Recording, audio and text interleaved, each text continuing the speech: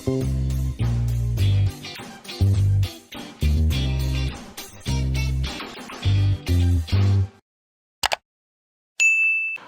நான் தான் உங்கள் chef Deena. Welcome back to chef Deena's kitchen. எல்லாரும் எப்படி இருக்கீங்க? நல்லா இருக்கீங்களா? இன்னைக்கு நம்ம கிச்சனில் பார்க்க போது பருப்பு குழம்பு.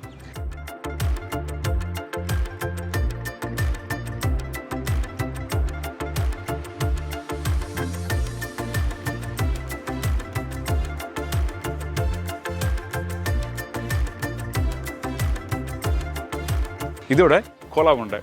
கோலா உருண்டை நீங்கள் மட்டன் வச்சு வீட்டில் ட்ரை பண்ணியிருப்பீங்களே. இன்றைக்கி இந்த வாழைக்காய் வச்சு எப்படி இந்த கோலா உருண்டை பண்ணுறது பார்க்க போகிறோம்.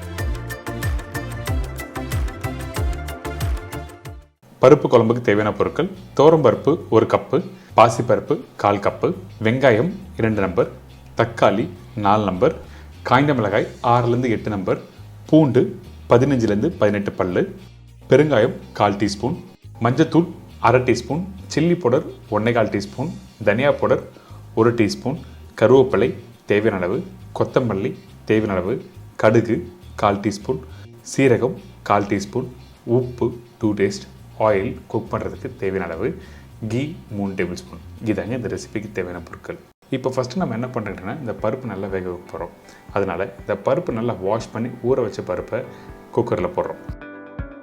இந்த பருப்பும் பாசிப்பருப்பும் ரெண்டுமே ரேஷியோ கரெக்டாக உங்களுக்கு சொல்லியிருக்கேன். அதாவது 1 மடங்கு பருப்புனா அதில் 1/4 மடங்கு பாசிப்பருப்பு போட்டிருக்கோம். இதுக்கு பிறகு நம்ம என்ன பண்ணுறோம், தேவையான அளவுக்கு தண்ணி ஊற்றுறோம். அதில் கொஞ்சம் தக்காளி போடும்போது கொஞ்சம் பெரிய சைஸ், அதாவது 1/4 1/6 கட் பண்ணி போட்டுக்கலாம்.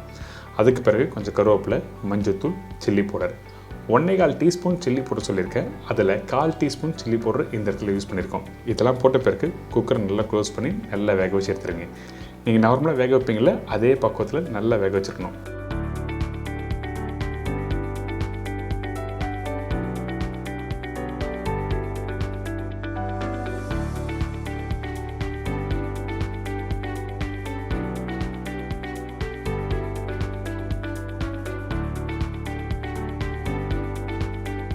இந்த பருப்பு வேக வைக்கிற பக்குவம் ரொம்ப இம்பார்ட்டன்ட். அதாவது அந்த பருப்பு சில பேர் வேக வச்ச பிறகு முழுசாக இருக்கும். முழுசாக இருந்தால் கரெக்டான டெக்ஸ்சர் கொடுக்காது. அதனால் பருப்பு நல்லா மசிஞ்சிடும். இந்த மாதிரி வேக வைக்கலாம். அப்படின்னா வீட்டில் மத்து இருந்ததுன்னா, கீரை கடையிற மத்து இருக்குல்ல, அந்த மத்தை வச்சு இந்த மாதிரி நல்லா கடைஞ்சிருங்க. இந்த மாதிரி கடைஞ்சிங்கன்னா அந்த பருப்பு நல்லா மேஷ் ஆகிடும். எதுக்காகன்னா அந்த குவாலிட்டி நல்லா வரும். நீங்கள் போடுற மசாலாவும் அந்த பருப்போட நல்லா மிக்ஸ் ஆகும். இதுதான் விஷயம், வேறு எதுவுமே இல்லை. இதுக்கு பிறகு தாளிப்பு. அதாவது இந்த கடாயில் கொஞ்சம் எண்ணெய் ஊற்றிருக்கேன், நல்லெண்ணெய் யூஸ் பண்ணியிருக்கேன். எண்ணெய் சூடான பிறகு கடுகு போட்டிருக்கேன். இந்த கடுகு நல்லா பொரிஞ்சு வரும் பார்த்தீங்களா, அந்த டைமில் சீரகம் போடுறோம். கடுகு பொரிஞ்ச பிறகு தான் சீரகம் போடணும். இதெல்லாம் சின்ன சின்ன விஷயம், நீங்கள் வீட்டில் பண்ணும்போது கரெக்டாக நோட் பண்ணுங்கள். சில பேர் எல்லாத்தையும் ஒன்றா போட்டு தாளித்து வாட்டோம் அப்படின்னு சொல்லி விட்டுருவீங்க. அப்படிலாம் பண்ணாதீங்க. கடுகு போட்ட பிறகு கடுகு நல்லா பொரிஞ்சு வட்டோம். இப்போது சீரகம், பூண்டு, பச்சை கருவேப்பிலை, காஞ்ச மிளகாய். இந்த காஞ்ச மிளகாய் நல்லா உடச்சி போட்டிருக்கேன். உங்களுக்கு காஞ்ச மிளகாய் இது மாதிரி போட்டு வதக்கும் போது உங்களுக்கு காரம் நல்லா வரும். அதாவது காரம்னா ரொம்ப காரம் இல்லை, அந்த தாளிப்போட காரம், அந்த வாசனை நல்லா சூப்பராக இருக்கும். அதனால் கரெக்டான தாளிப்பு இருந்தால் தான் அந்த ப்ரிப்பரேஷன் நல்லாயிருக்கும். ஸ்டார்டிங்கே கரெக்டாக இருக்கணும், ரொம்ப இம்பார்ட்டன்ட். சரிங்களா? இப்போது அந்த பூண்டு லைட்டாக வதங்கி வர டைமில் வெங்காயம் போடுறோம். பொடிசாக கட் பண்ணி வச்சுருக்க வெங்காயம் போட்டு நல்லா வதக்க ஆரம்பிக்கலாம்.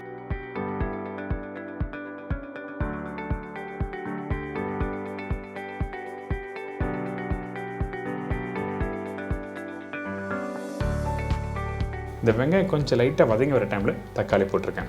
தக்காளி பெரிய சைஸ் தக்காளி யூஸ் பண்ணியிருக்கேன். இந்த தக்காளி 4 தக்காளி சொல்லியிருக்கேன். அதில் 3 தக்காளி இந்த இடத்துல போட்டிருக்கோம். 1 தக்காளி வேக வைக்கும்போது, அதாவது பருப்போடு வேக வைக்கும்போது அதில் யூஸ் பண்ணியிருக்கேன். இதுக்கு பிறகு அந்த தக்காளி 2 நிமிஷம் வதக்குங்க. வதக்கி முடித்த பிறகு மஞ்சத்தூள் போடுறோம். இதுக்கு பிறகு சில்லி பவுடர், தனியா பவுடர். சில்லி பவுடர் 1 டீஸ்பூன் இங்கேயும் 1/4 டீஸ்பூன் வேக வைக்கும்போது யூஸ் பண்ணியிருக்கேன். தனியா பவுடர் இதில் போட்டாச்சு. உப்பும் போட்டாச்சு. இதுக்கு பிறகு இந்த வெங்காயம் தக்காளி வதக்கிற பக்குவம் எப்படி கிட்டுன்னா, தக்காளி நல்லா மசியக்கூடாது. கொஞ்சம் 2 நிமிஷம் நல்லா வதக்கிட்டு அதுக்கு பிறகு கொஞ்சமாக தண்ணி ஊற்றி ஒரு 2லேருந்து 3 நிமிஷம் நல்லா கொதிக்கிட்டோம்.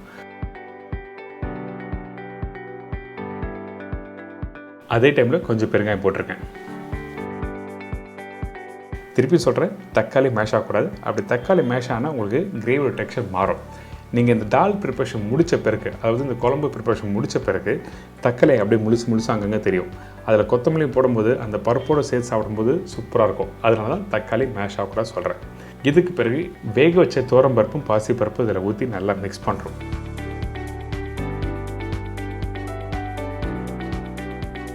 மிக்ஸ் பண்ணிவிட்டு இதில் தேவையான அளவுக்கு தண்ணி ஊற்றி குக் பண்ணுறோம். ரொம்ப தண்ணி வேண்டாம், கரெக்டான அளவுக்கு உங்களுக்கு ஏற்ற மாதிரி நீங்கள் தண்ணி ஊற்றிக்கலாம். அது மட்டும் இல்லை, இந்த பருப்பு நீங்கள் போட்ட பிறகு ரொம்ப நாள் கொதிக்கக்கூடாது. அப்படி கொதிச்சதுன்னா கண்டிப்பாக இந்த டேஸ்ட் மாறும். அதனால் கரெக்டான அளவுக்கு தண்ணி ஊற்றின பிறகு ஒரு 2 நிமிஷம் இல்லை 3 நிமிஷம் நல்லா கொதிக்க விடுங்க. அதுக்கப்புறம் அந்த பருப்பும் அந்த மசாலா எல்லாம் சேரும் பார்த்தீங்களா, அதுக்கு பிறகு கொஞ்சம் கொத்தமல்லி தாராளமாக நீங்கள் கொத்தமல்லி போடலாம். அதுக்கு பிறகு கொஞ்சம் கருவேப்பிலை, நெய் 2லேருந்து 3 டேபிள் ஸ்பூன் நீங்கள் போட்டாலே போதும். இதெல்லாம் போட்ட பிறகு நல்லா மிக்ஸ் பண்ணிட்டேன் அப்படியே எடுத்து பாருங்களேன், சூப்பராக இருக்கும். அந்தளவுக்கு ஒரு ஃபென்டாஸ்டிக்கான பருப்பு குழம்பு இன்றைக்கி நான் சொல்லி கொடுத்துருக்கேன். கண்டிப்பாக ட்ரை பண்ணி பாருங்கள். இது பெரியவங்கலேருந்து சின்னவங்க எல்லாருக்கும் பிடிக்கும். பார்த்தீங்களா, அந்த தக்காளி அந்த பருப்பும் சேர்த்து எடுக்கும்போது எப்படி இருக்குது, பார்க்குறதுக்கு சூப்பராக இருக்குல்ல. ஸோ இந்த மாதிரி ரெசிபி பண்ணால் கரெக்டான ரேஷியோ கரெக்டான மெத்தடில் நீங்கள் ட்ரை பண்ணி பாருங்கள், சூப்பராக இருக்கும்.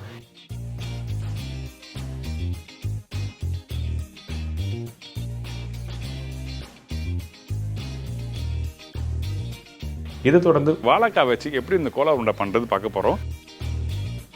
வாழைக்காய் 3 நம்பர், மீடியம் சைஸ் தேங்காய் அரை மூடி, உடச்சக்கடலை மாவு 3லேருந்து 4 டேபிள் ஸ்பூன், சின்ன வெங்காயம் 15லேருந்து 20 நம்பர், பூண்டு 6 பல், இஞ்சி 3 சின்ன துண்டு, காய்ந்த மிளகாய் 10 நம்பர், முழு தனியா 1 டேபிள் ஸ்பூன், முழு மிளகு 3/4 டீஸ்பூன், சோம்பு 1 டேபிள் ஸ்பூன், சீரகம் 3/4 டீஸ்பூன், மஞ்சத்தூள் சிறிதளவு, சில்லி பவுடர் 1/4 டீஸ்பூன், தனியா பவுடர் அரை டீஸ்பூன், கருவேப்பிலை தேவையான அளவு, கொத்தமல்லி தேவையான அளவு, உப்பு தேவையான அளவு, எண்ணெய் ஃப்ரை பண்ணுறதுக்கு தேவையான அளவு.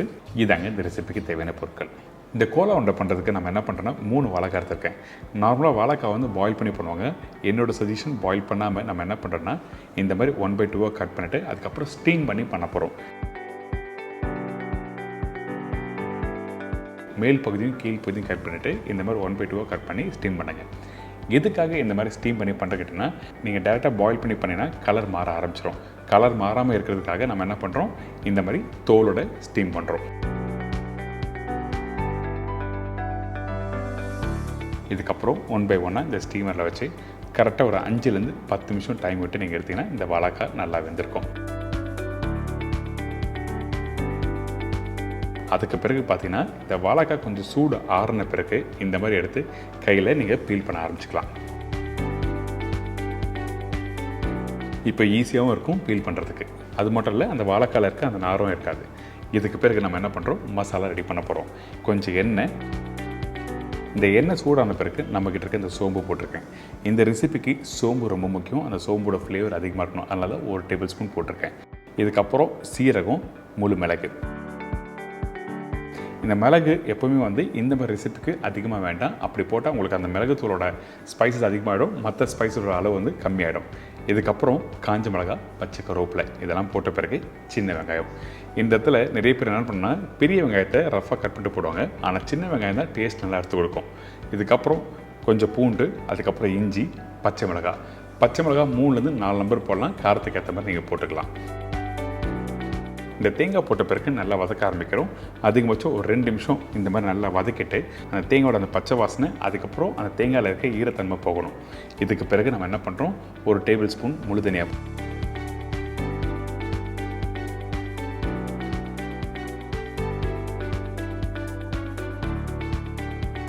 இதுக்கப்புறம் தான் பவுட்ரு மசாலா யூஸ் பண்ண போகிறோம். எடுத்த உடனே பவுட்ரு மசாலா போட்டிங்கன்னா உங்களுக்கு கலர் மாற ஆரம்பிச்சிடும். அதனால் கடைசியாக கொஞ்சம் மஞ்சத்தூள், உப்பு தேவையான அளவுக்கு,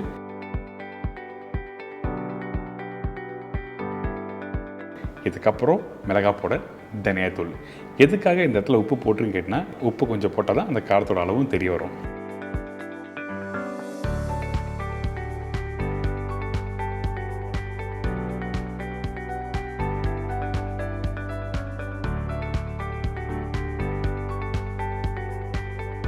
மஞ்சத்தூள், மிளகாத்தூள், தனியாத்தூள் இதெல்லாம் போட்டு நல்லா மிக்ஸ் பண்ணுங்கள்.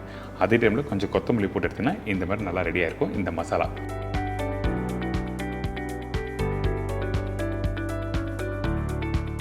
முக்கியம் இந்த வாழைக்காய் கோலா உருண்டைக்கு இந்த மசாலா தான். அதனால் கரெக்டாக அந்த உப்பு காரெல்லாம் கரெக்டாக இருக்கான்னு சொல்லி செக் பண்ணிக்கோங்க அரைச்சி முடிச்ச பிறகு. இப்போது இந்த மிக்ஸி ஜாரில் போட்ட பிறகு இன்னொரு முக்கியமான விஷயம், அரைக்கும் போது தண்ணி கண்டிப்பாக யூஸ் பண்ணிக்கூடாது. அப்படி தண்ணி வேணுன்னா 1 டேபிள் ஸ்பூன் தண்ணி போட்டுக்கலாம். அரைக்கிற பக்குவம் என்ன கேட்டிங்கன்னா, 85 to 90% அளவுக்கு அரைச்சிருக்கணும். கொஞ்சம் குறை இருந்தால் மட்டும்தான் நல்லாயிருக்கும். சரிங்களா?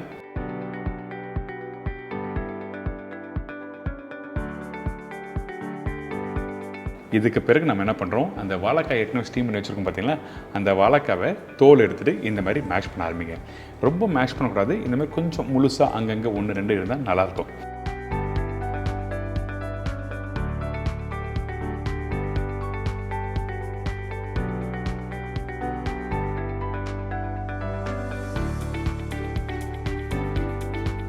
இந்த மாதிரி நல்லா மிக்ஸ் பண்ணி எடுத்துகிட்டு அதுக்கப்புறம் ரெடி பண்ணி வச்சுருக்கேன் அந்த தேங்காய், சின்ன வெங்காயம், பூண்டு, பச்சை மிளகா போட்டு அரைச்சும் பார்த்தீங்களா, அந்த மசாலா போட்டிருக்கோம். இதுக்கப்புறம் இந்த பொட்டுக்கடலை மாவு, அதாவது உடச்ச கடலை மாவு வந்து 3லேருந்து 4 டேபிள் ஸ்பூன். எதுக்காக யூஸ் பண்ணுற கேட்டிங்கன்னா, ஒட்டாமல் கரெக்டாக வரும். அப்போ தான் பால் பிடிக்கிறதுக்கு ஈஸியாக இருக்கும். இதுக்கப்புறம் கொஞ்சம் கொத்தமல்லி, உப்பு இதெல்லாம் போட்ட பிறகு நல்லா மிக்ஸ் பண்ணுறோம். மிக்ஸ் பண்ணி முடித்த பிறகு ஒரு கெட்டியான ஒரு பக்குவம் கிடைக்கும். அதுக்கு பிறகு தான் ரவுண்டாக உருட்டி ஃப்ரை பண்ண ஆரம்பிப்போம். முக்கியம், இந்த ரெசிபி நீங்கள் மசாலா பண்ணும்போது தண்ணி இருக்கக்கூடாது. அதே டைமில் இந்த பொட்டுக்கடலை மாவு அதிகமானாலும் உங்களுக்கு வந்து டேஸ்ட் கொடுக்காது. அதனால் தேவையான அளவுக்கு கரெக்டாக நீங்கள் போட்டு நீங்கள் மிக்ஸ் பண்ணி எடுத்தீங்கன்னா இந்த மாதிரி டோர் ஆகிடும். இதுக்கப்புறம் சின்ன சின்ன உருண்டையாக நல்லா உருட்டி அதுக்கப்புறம் ஃப்ரை பண்ண வேண்டியது தான்.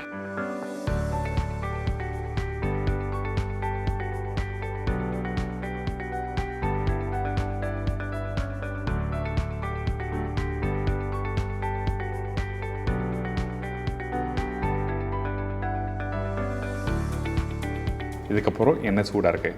இந்த எண்ணெயில் போட்டு ஃப்ரை பண்ணுறோம். அதே டைமில் மீடியமான ஃப்ளேம் வச்சு ஃப்ரை பண்ணுங்கள். எண்ணெய் டெம்பரேச்சர் கரெக்டாக இல்லைன்னா அப்போ என்ன ஒன்று இந்த வாழைக்காலை எண்ணெய் பிடிக்க ஆரம்பிச்சிடும். அதே டைமில் உள்ளே வேகாது. ஸோ இந்த மாதிரி ப்ராப்ளம் வரும். அதனால் கரெக்டான டெம்பரேச்சரில் ஃப்ரை பண்ணி எடுத்தீங்கன்னா ஒரு சூப்பரான கோலா உருண்டை ரெடி.